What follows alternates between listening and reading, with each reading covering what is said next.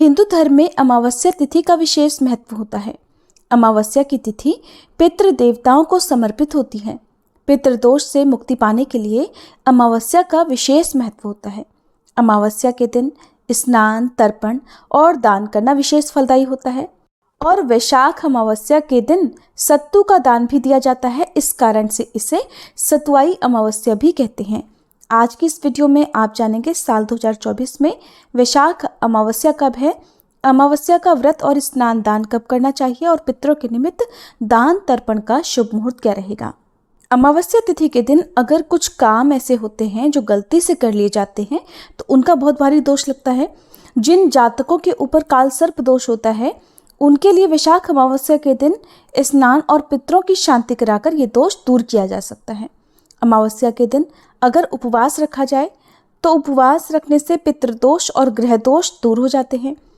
नकारात्मक ऊर्जा को घर से दूर रखने के लिए अमावस्या तिथि के दिन हनुमान जी की पूजा और हनुमान जी के मंत्रों का जाप करना शुभ होता है। इस दिन तामसिक चीज़ों का सेवन करने से एकदम बचना चाहिए। अमावस्या के दिन शनिदेव को तेल अर्पित करना चाहिए। इसके अलावा इस दिन काली उड़द और लोहे का भी दान करना चाहिए।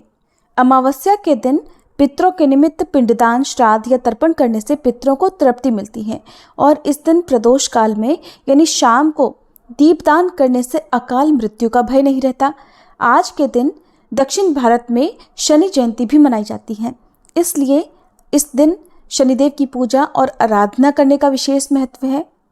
अमावस्या तिथि पर किसी पवित्र नदी के जल से स्नान अवश्य करना चाहिए। ऐसा करने से सभी पापों से मुक्ति मिल जाती है। फिर पितरों के निमित्त तर्पण करना चाहिए और तर्पण करने के लिए हाथ में जल और काले तिल लेकर ओम पितृदेवताय नमः इस तरह मंत्र का जाप करते हुए दक्षिण दिशा की तरफ मुंह करके पितरों को जलांजलि देनी चाहिए, जल अर्पित करना चाहिए। मान्यताओं के अनुसार वैशाख मास से ही त्रेता युग का आरंभ हुआ था। इस वजह से वैशाख अमावस्या का धार्मिक महत्व और भी बढ़ जाता है। इस बार अमावस्या तिथि प्रारंभ होगी 7 मई मंगलवार की सुबह 11:42 से और समाप्त होगी 8 मई बुधवार की सुबह 8:51 पर। ऐसे में उदय तिथि के अनुसार 8 मई बुधवार को ही वैशाख अमावस्या का स्नान दान किया जाएगा और व्रत भी इसी दिन किया जाएगा। और दक्षिण भारत में शनि जयंती भी इसी दिन मनाई जाएगी। जब भी अमावस्या तिथि 2 दिन तक पड़ती है तो ऐसे में आप पहली तिथि पर शाम के समय पीपल की पूजा कर सकते हैं। पीपल की पूजा करने के लिए सुबह सूर्योदय के बाद पीपल के पेड़ की जड़ में जल अर्पित करना चाहिए और शाम के समय सरसों के तेल का एक दीपक पितृदेवताओं के निमित्त जलाना चाहिए। 8 मई बुधवार को सूर्योदय होगा सुबह 5:53 पर, सूर्यास्त होगा शाम 6:53 पर। ब्रह्म मुहूर्त सुबह 4:16 से 5:04 तक रहेगा। पितरों के निमित्त तर्पण या पिंडदान आदि कार्य सुबह 11 बजे से लेकर 2:30 तक किए जा सकते हैं। राहु काल दोपहर 12 बजे से 1:30 बजे तक रहेगा। कहा जाता है कि अमावस्या के दिन अगर कुछ खास उपाय कर लिए जाएं तो 3 महादोषों से मुक्ति मिल जाती है।